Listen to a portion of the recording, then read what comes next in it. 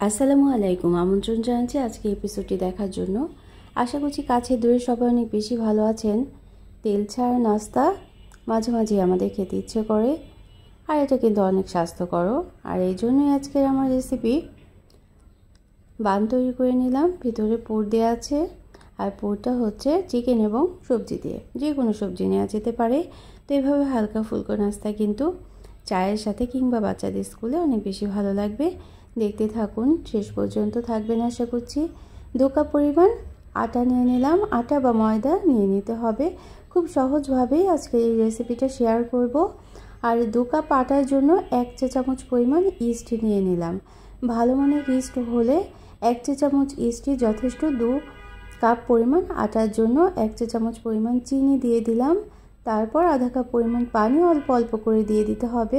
হালকা গরম পানি দিয়েছি 3 বারে। হালকা গরম পানি অল্প অল্প করে দিয়ে আধা কাপ পরিমাণ পানি প্রথমে স্প্যাচুলা দিয়ে এভাবে করে নিয়ে মিশিয়ে নিয়েছি।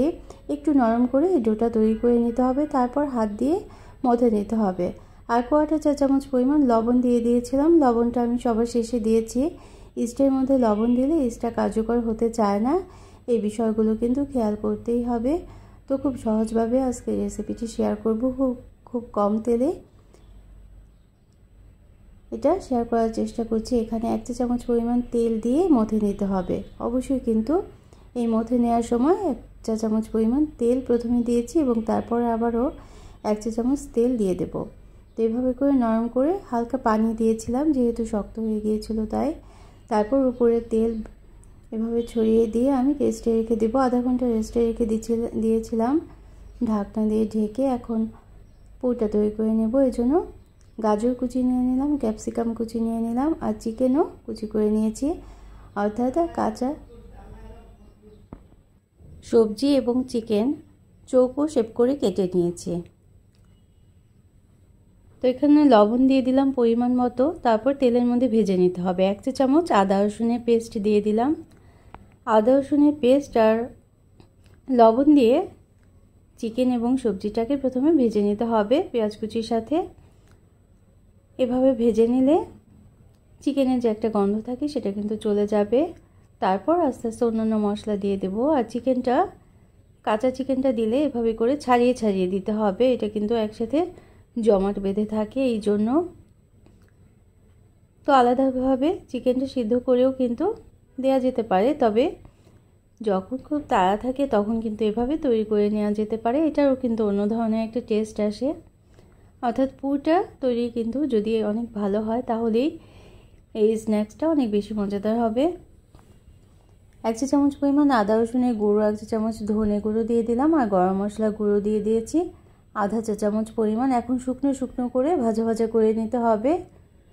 তো শেষের দিকে আমি আর 1 চা চামচ পরিমাণ পেঁয়াজ কুচি দিয়ে দিলাম। এটা কিন্তু সবজির মতো কাজ করবে, একেবারে গলে যাবে না, একটু আস্তে আস্তে থাকবে।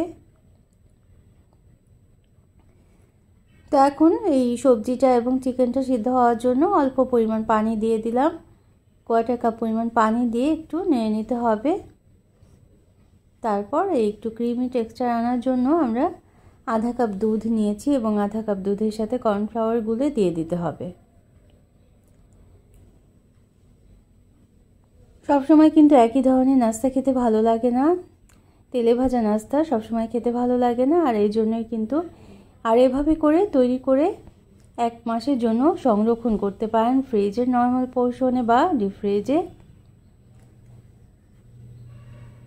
যাদের নাস্তা তৈরি করতে অনেক সমস্যা হয়, বিকেলের নাস্তা কিংবা বাচ্চাদের স্কুলে টিফিন, তারা কিন্তু এভাবে করে তৈরি করে রাখতে পারেন।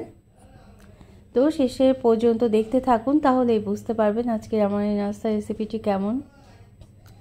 তো এই পর্যন্ত যারা দেখলেন একটা লাইক দিতে ভুলে গিয়েছেন, অবশ্যই কিন্তু একটা লাইক দিয়ে দিতে পারেন। প্রয়োজনে কমেন্ট করতে পারেন আর শেয়ার করতে পারেন ফ্রেন্ডস অ্যান্ড ফ্যামিলির সাথে। আর যারা প্রথম ভিজিট করছেন তারা চাইলে চ্যানেলটিকে সাবস্ক্রাইব করে বেল বাটন প্রেস করে অল অপশনটা সিলেক্ট করে সাথে থেকে যেতে পারেন। তো একটু নরম নরম করে ভাজা ভাজা করে তখন নামিয়ে নিতে হবে। এভাবে করে একেবারে শুকনো শুকনো করা যাবে না, তাহলে কিন্তু।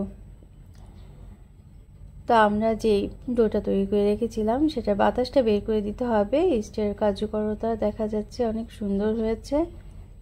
ফুলে উঠেছে। এক্সট্রা ঢেকে রেখেছিলাম প্রায় আধা ঘন্টার মতো।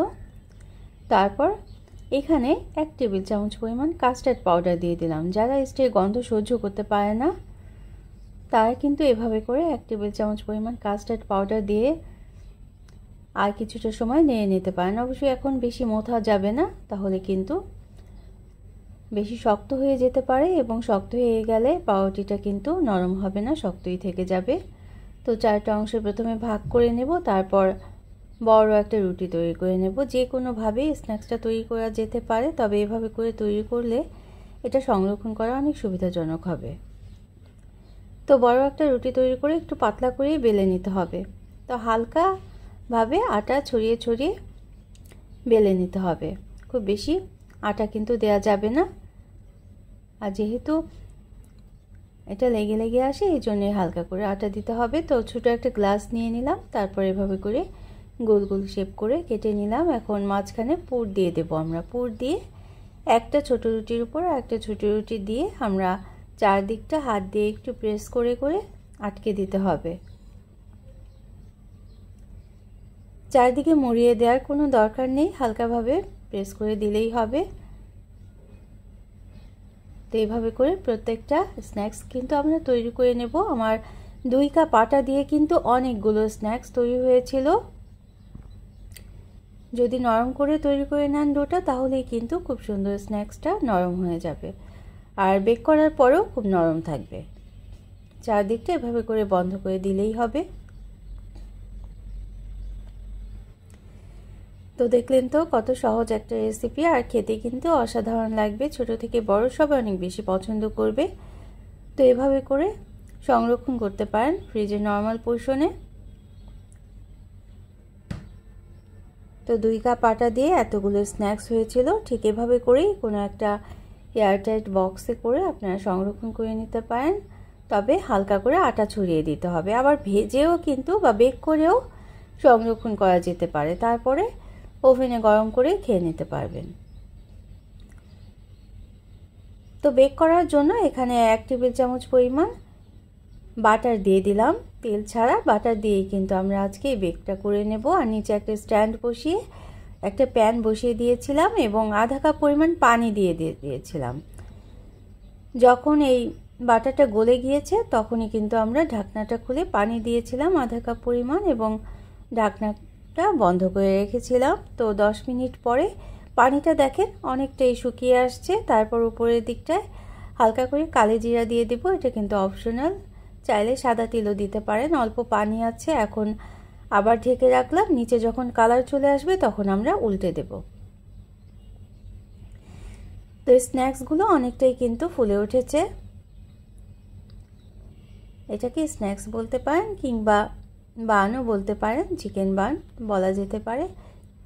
আবার বাও বান যেটা, সেটাও কিন্তু অনেকটা এই ধরনেরই থাকে। তবে বাও বান যেটা, সেটার মধ্যে কিন্তু মাঝখানে অন্যান্য উপকরণও থাকে। আমি আর অন্যান্য উপকরণ দিচ্ছি না। চাইলে কিন্তু টমেটো সসও ভিতরে পুরের মধ্যে দিয়ে দিতে পারেন। যখন পুরটা ভরবেন ভিতরে তখন কিন্তু টমেটো সসটাও দিয়ে নিতে পারেন। তো এভাবে বেক করে সবগুলো আমরা তৈরি করে রাখলাম। নিত্য নতুন এরকম আরও রেসিপি পাওয়ার জন্য সাথে থাকতে পারেন। একেবারে গরম গরম সার্ভ করে নিচ্ছি আমার আজকের রেসিপিটি। যখন হালকাভাবে কালার চলে আসবে তখনই কিন্তু বাটারের সুন্দর একটা ঘ্রাণ ছড়িয়ে পড়বে। Thanks for watching. Allah Hafiz.